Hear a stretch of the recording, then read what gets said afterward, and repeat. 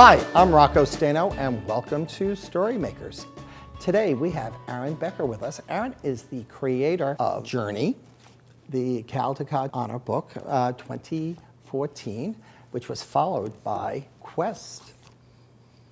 And this month, the third and final book in the series returned. Well, thanks for being here. You're so welcome. Can you tell our viewers what the books are about? The Journey series is a wordless picture book series. So it basically tells the story of this girl's adventures, kind of like a Wizard of Oz story where she goes to another realm or another universe through her imagination.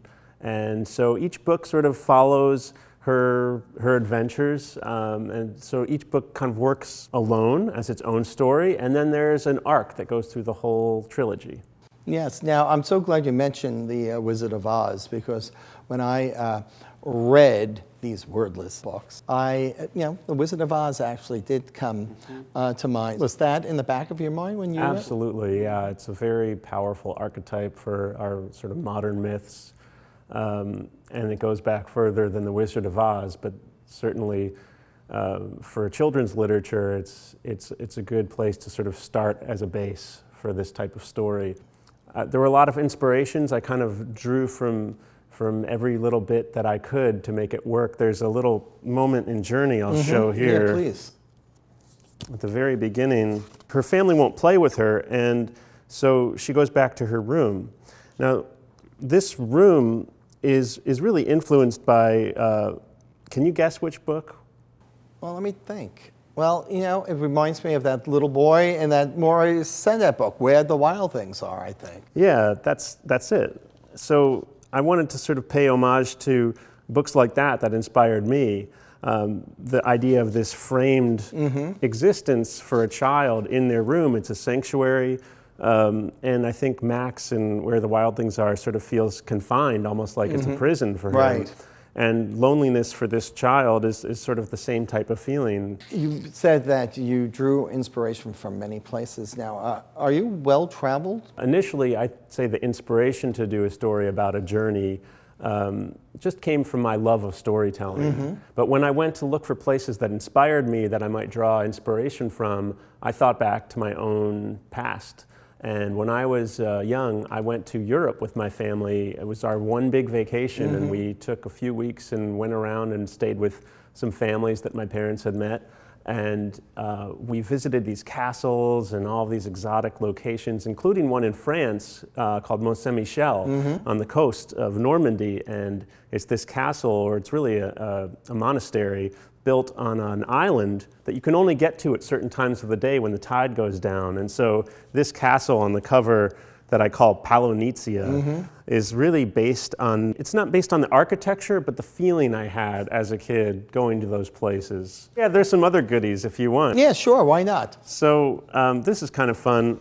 At the very beginning of the book, when there's a lantern, first of all, on that first page. Yes. But then when we see her sitting on the stoop here, a lot of people noticed later on that the boy at the end of the story was here at the very beginning all along, or that the light here turns from red to green at the end of the book, or the bird is up in the sky there. But one teeny detail here is this little thing right here. It's on the top of a building. Oh, yeah. And it's a little kind of symbol that you might see on a high rise. But later on in the book, you see it again on the floating airship. There's a better image of it here. That dragon. Right there, right? So in some ways, you might think that it's a coincidence, or maybe it was her subconscious, her imagination in her dreamland, where these things might sort of appear in different manifestations. And you have a lot of steampunk influence. I sort of like that idea of something that's sort of technical but old at the same time. It combines something that feels familiar, but also otherworldly in some ways. And actually, speaking of the steampunk, the whole reason behind this airship being made of these pipes and large, heavy objects that maybe to a child are a bit mysterious, like how does that work, stems back to an image here in her basement. For me anyway, when I went into my basement, it was a kind of scary place. And so what better imagery to draw from for the sense of evil in this other universe than the things that we see in the basement?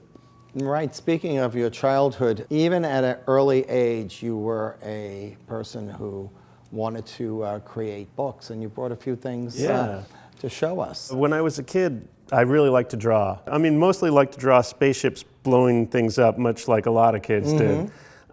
In fact, I liked to draw so much that when I went to the library, I wasn't really interested in looking for books to read. I wanted to find books on how to draw.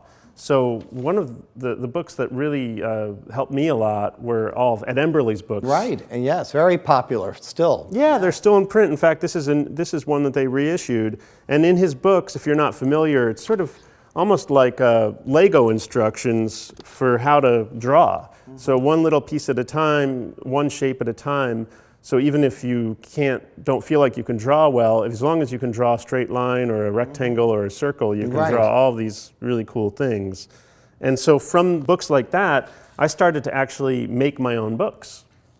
So this was one of the ones that I did. Called The Unicorn and the Castle. Right. And I would take, you can sort of see, these are actually two pieces of paper taped together. And on the inside are pieces of paper from my dad's office he would take home. Back then we didn't have blank paper lying around the house like a lot of people do now. So I would make my own blank paper and draw and write stories. I didn't always do wordless picture books.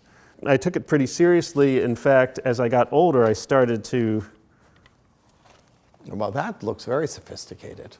Yeah, I did my own binding. So this is 6th grade. That's a very good-looking bear. Thanks. Actually, he's got a striped shirt, just like the boy. I didn't even notice that, but the boy in the series, I had never noticed that. So I did my own text and my own. These are even watercolor illustrations. And at the back of the book, I even did the author photo. That's right, because everyone needs an author photo. Right, exactly. And actually, when I was looking at this book, one thing I noticed is the last page of the book is sort of just a silent moment of reflection after the story's over, which is also a common thing in picture books. So I think I was pretty aware of the pieces that went into a picture book. And this is the very first journey book. And what I did is, almost just like that book that we were just looking at, I made my own binding, and I figured out how to sew the pages together and made my own end papers and printed sort of some sketches out of what I thought that the book could look like. So something that I was doing back when I was 11 years old basically became useful for me as an adult, and you'll see that the story didn't really change very much from these initial sketches. And yeah, after seeing all of that, it's really hard to believe that you were a reluctant reader, because you always had this affinity for books. I guess for me it was that and even now, my brain just works with imagery, with pictures. I can understand story better strictly from a pictorial sense. And so it kind of makes sense that these books ended up being wordless. In fact, when I first started to work on Journey, I didn't think, oh, I'm going to write a wordless picture book. Those are so neat.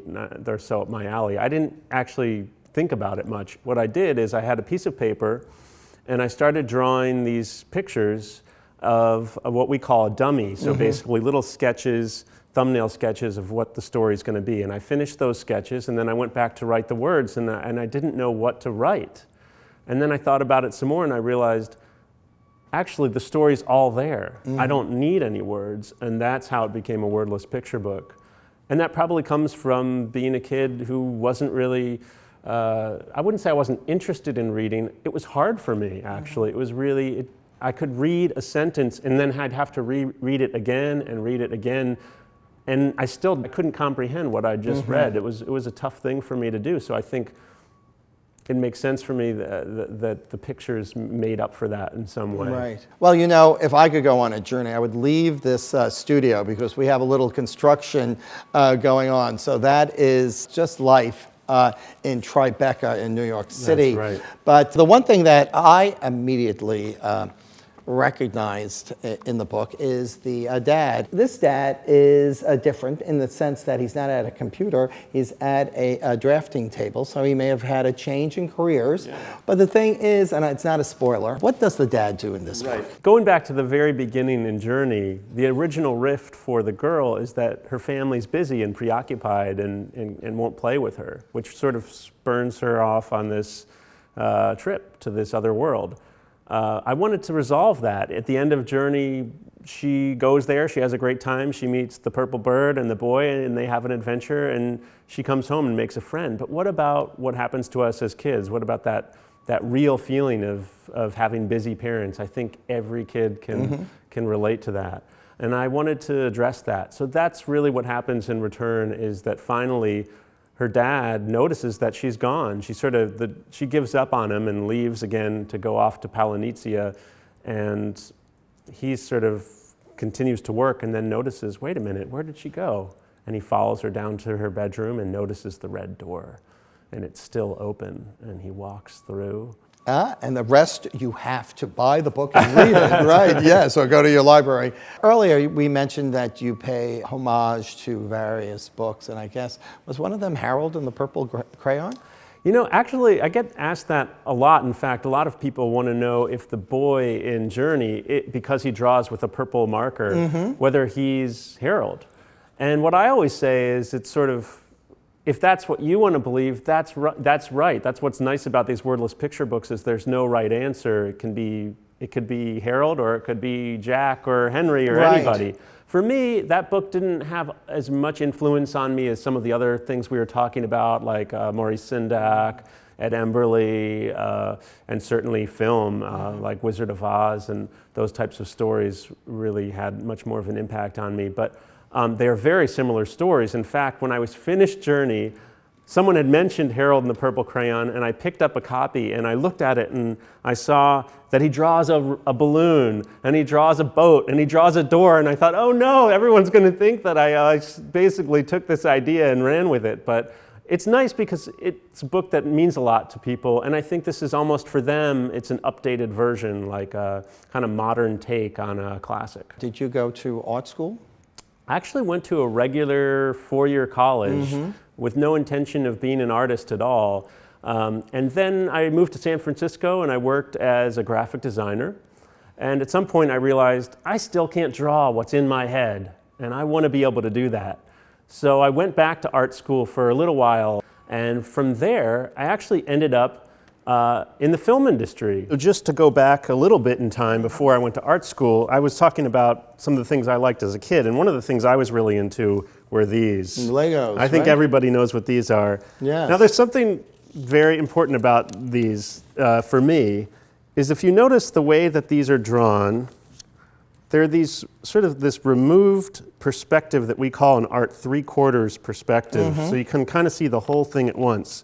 And this got imprinted on my brain, so much so that when I started working in film, I did some stuff for quite a while, different types of animation and drawings and stuff, but I started to draw in 3/4 perspective architecture. These were all home designs for a film called Mars Needs Moms, which is based on a children's book. And then I did these for A Christmas Carol with Jim Carrey. Oh, right. And these are also almost like Lego perspective drawings. And another one here, this was also from A Christmas Carol, an old mining town in England. So then when it came time to do Journey and to do a picture book, I knew I loved drawing that way. Something just felt right about drawing these detailed drawings of architecture. So this is the first drawing, never before seen. Oh, okay. We like exclusives here. Okay, the first drawing of anything related to Journey. Right. So you'll see, even down in these notes I wrote, simplify coloring, work larger, use light blue pen, use watercolor paper. So this isn't even watercolor paper. This is not your art director, this is you this directing, is me writing directing notes. you. Yeah, exactly. Just all these different ideas of things. In fact, I even write try gouache on this. And gouache is an opaque watercolor, and everything in Return and Journey and Quest, that's bright red is painted Yes. in gouache. So even on this very first drawing, which was inspired by some Lego brain of mine, I also was making these notes about what I saw the book becoming. Well, that's interesting. Now that the trilogy is closing with Return, you must be thinking about your next project. I am working on many books right now. Oh, many? I have Many at the same time? all at the same time, not because I want them to come out at the same time, but because now is a great time. I finished basically a large body of work, a whole trilogy. So it's time to explore ideas. So I'm coming up with ideas for much older kids, for much younger kids, for about the same age range. And we'll see where the chips fall. I don't know. I'm having a great time. Yeah, and we had a great time here, except for all that construction outside and those beeps that were kind of driving me a little crazy here. But thanks for being with us. We look forward to whatever the next project is. So remember, until next time, give a kid a book in any format.